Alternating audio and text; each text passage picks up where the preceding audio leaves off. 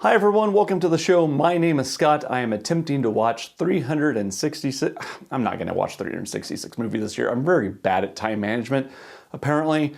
So it's just not going to happen. I'm going to fail. But I did watch 3 versions of The Lion King. Let's talk about that.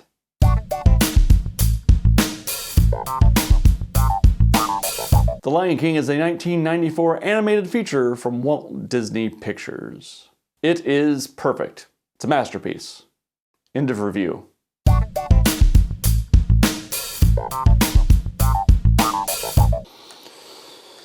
But they had to go and make a live-action remake like Disney's doing these days. This one directed by Jon Favreau, who should know better. I'm not gonna lie, I hated almost every second of this movie. A lot has been made about the photorealistic nature of this movie and how it didn't allow the characters to emote. Like in the original feature, Scar has these very long, very dramatic looking faces when he's lying, so you know when he's lying. You can't do that when you're trying to look like a nature documentary. It's also hard to empathize with the warthog because turns out warthogs are kind of ugly. But for me, this movie was more than just, oh, they can't show emotion. This movie for me was death by a trillion paper cuts. Just little changes they made throughout the film's running time which change character motivations. Or a scene where they show Nala leaving the Pride to go find help. So the next time she shows up, you know it's Nala, which was a surprise in the animated feature. Scar's big song becomes beat poetry. It's just little things here and there that just add up to it. They took a perfect property and did a bad job of making it real. As good as Donald Glover is, and as good a singer as Beyonce is, Beyonce's not an actress, I'm sorry. And Donald Glover may be an actor, but they sound like 2 people in 2 spaces and 2 sound booths in 2 different rooms just reading their lines. There's no playfulness in the dialogue. They don't sound like they're talking to each other. It just sounds like line readings. The only voice actors that come out of this without a scratch are Billy Eichner and Seth Rogen as Timon and Pumbaa. They actually didn't do a bad job at portraying their characters. Now, the script we can debate about, but their performances aren't bad. But the problem with this is that it just doesn't work. The animation has a transcendent feature, and it hasn't been dated by time. It takes place in 16:9 widescreen. It has 5:1 surround. It looks like a modern animated feature.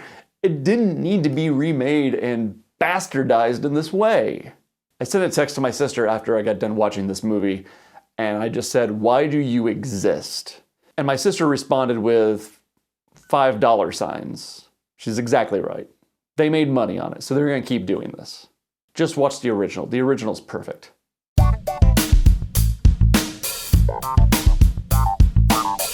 Black is King is an interesting film directed by Beyonce and a laundry list of co-directors.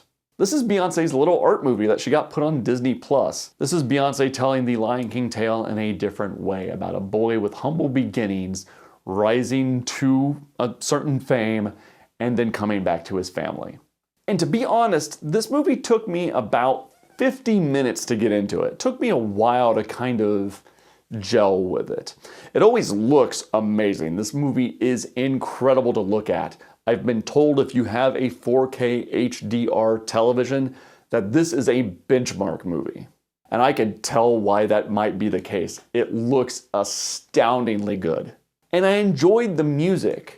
What took me out of the film for the first 50 minutes or so was the use of sound bites from The Lion King. I feel like if she were just trying to tell her story without those sound bites, it might have worked a little bit better for me. The sound bites left me trying to find correlations between what I was seeing in her film and the Lion King story.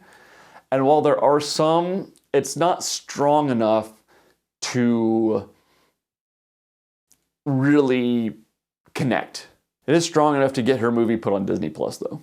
But about the 15-minute mark, there's a song about celebrating who you are, what you look like, and being comfortable in that. And that's about the point in time where I was like, okay, now I get it, Beyonce. Now I'm with you.